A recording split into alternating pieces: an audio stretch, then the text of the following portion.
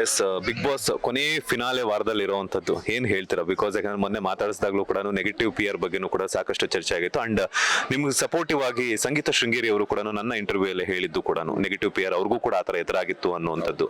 So ಏನ್ ಹೇಳ್ತೀರಾ? ಅವ್ರು ಹೇಳಿದ್ರಾ? ಓಕೆ,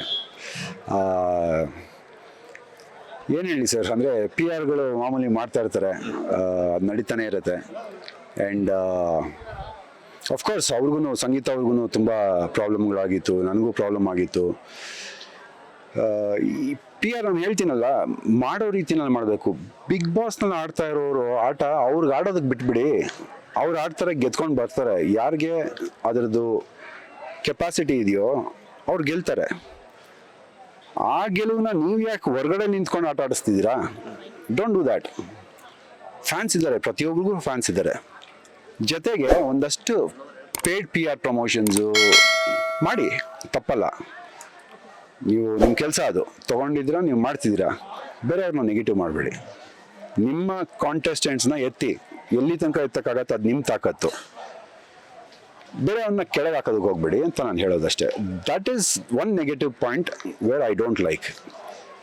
ಎಲ್ಲರೂ ಇವಾಗ ನೋಡಿ ಟಾಪ್ 6ಗೆ ಬಂದಿದ್ದಾರೆ. ಟಾಪ್ 6ನಲ್ಲಿರೋ ಅಷ್ಟು ಜನರು ವಿನ್ನರ್ಸೇ ಸರ್. 1 hour 2 hour ಡಿಫ್ರೆನ್ಸ್ನಲ್ಲಿ ಈಚೆ ಬರ್ತಾರೆ ಹೊರತು ಒಬ್ಬರ ಹತ್ರ ಕಪ್ಪು ಕ್ಯಾಶ್ ಇರುತ್ತೆ. ಅದು ಬಿಟ್ಟರೆ ಅಷ್ಟು ದಿನಗಳು ಜೊತೆನಲ್ಲಿ ಅಲ್ಲಿ ತನಕ ರೇಸ್ನಲ್ಲಿ ಬಂದಿರೋರು. I think all 6 are winners. Okay, ಈಗ ಅಕ್ಷತಾ ಮೇಡಮ್ ಅವ್ರಿಗೆ ನೀವು ಸಂಕ್ರಾಂತಿ ಹಬ್ಬಕ್ಕೆ ಏನಾದರೂ ಒಂದು ಉಡುಗೊರೆ ಅಂತ ಕೊಟ್ಟಿದ್ದಾದ್ರೆ ಏನು ಕೊಟ್ಟಿದ್ರಿ ಅಂತ? 16 ವರ್ಷದ ಮುಂಚೆ ನನ್ನ ಮಗನ ಕೊಟ್ಟಿದ್ದೆ. ಈಗ ನಾನೇ ಇದ್ದೀನಿ, ಈ ಸಿನಿಮಾ ಕೊಡ್ತಾ ಇದ್ದೀನಿ.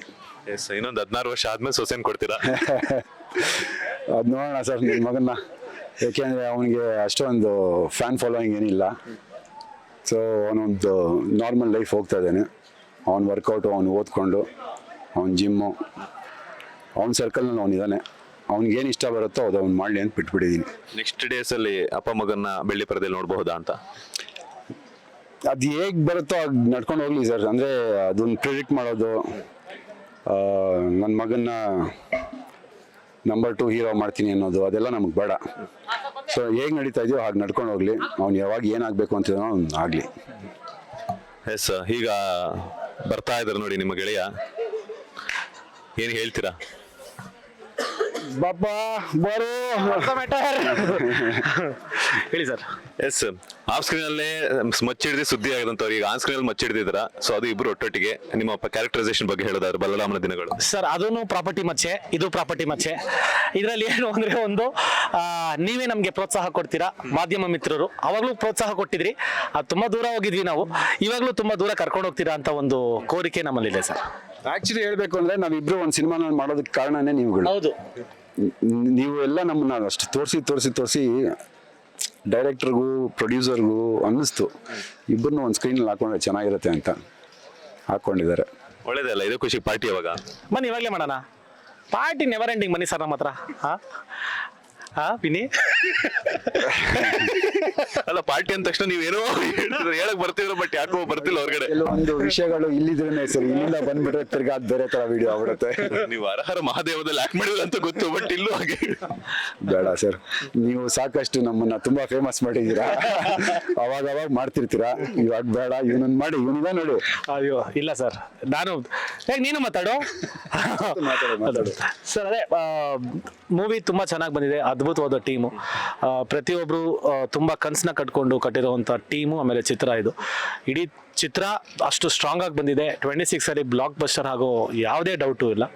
ಆಮೇಲೆ ಅದರಲ್ಲಿ ನಾನು ಒಂದು ಚಿಕ್ಕ ಪಾತ್ರ ಮಾಡಿದ್ದೀನಿ, ತುಂಬ ಪ್ರಾಮಿಸಿಂಗ್ ಕ್ಯಾರೆಕ್ಟ್ರು. ಸೊ ತುಂಬ ಚೆನ್ನಾಗಿ ಬಂದಿದೆ ಇಡೀ ಚಿತ್ರನ. ದಯವಿಟ್ಟು ಕನ್ನಡ ಜನತೆ ಚಿತ್ರಮಂದಿರಕ್ಕೆ ಹೋಗಿ ನೋಡಿ ಅಂತ ಕೇಳ್ಕೊಂತ. Thank you so much. ಎಲ್ಲರಿಗೂ ಸಂಕ್ರಾಂತಿ ಹಬ್ಬದ ಹಾರ್ದಿಕ ಶುಭಾಶಯಗಳು. Thank you sir. ಒಂದೇ ಒಂದು ಕ್ವಶನ್ ಇದೆ. ಈಗ ಕಿಚ್ಚನ ಚಪ್ಪಾಳೆ ಕೊನೆಗೆ ಸಿಕ್ಕಿರುವಂತದ್ರ ಬಗ್ಗೆ ಸಾಕಷ್ಟು ಚರ್ಚೆ ಆಗ್ತದೆ. ಸಿಗಬಾರ್ದಿತ್ತು ಅಂತ ಒಂದಷ್ಟು ಜನ ಮಾತನಾಡ್ಕೊಳ್ತಾ ಇದ್ದಾರೆ. ಇಲ್ಲ, ಅವರು ಪರ್ಫೆಕ್ಟ್, ಕೊನೆಗೂ ಸಿಕ್ತಲ್ಲ ಅನ್ನುವಂಥದ್ದು ಒಂದಷ್ಟು ಜನ ಮಾತುಕತೆ ನಡೀತಾ ಇದೆ ಸೋಷಿಯಲ್ ಮೀಡಿಯಾದಲ್ಲಿ, ಕಮೆಂಟ್ಸ್ ಗಳ ಮೂಲಕ. ಏನ್ ಹೇಳ್ತೀರಾ ಸರ್? ನನ್ನ ಕ್ವಶನ್ ಏನು ಅಂದ್ರೆ, ಯಾಕೆ ಸಿಗಬಾರ್ದು ಸರ್? ಇವಾಗ ಸಿಕ್ಕಿದ್ರಲ್ಲಿ ಇನ್ಯಾರು ಕೊಡ್ಬೇಕಾಯ್ತಂತ ಅಲ್ವಾ ಸರ್? ಸರ್, ಇವಾಗ ಕಿಚ್ಚನ ಚಪ್ಪಾಳೆ ನಾವು ಒಂದು ಸೆಗ್ಮೆಂಟ್ ಬಂದು ತುಂಬ ದೊಡ್ಡದು ಬಿಗ್ ಬಾಸ್ ಅಲ್ಲಿ. ನೀವು ಕ್ಯಾಪ್ಟನ್ ಆಗಿ, ಕ್ಯಾಪ್ಟನ್ಸಿ ಗೆಲ್ಲಿ, ಇಲ್ಲ ನೀವು ಕಂಟಿನ್ಯೂಸ್ 3 ಕ್ಯಾಪ್ಟನ್ ಆಗಿ, ದಟ್ ಡಸಂಟ್ ಕೌಂಟ್.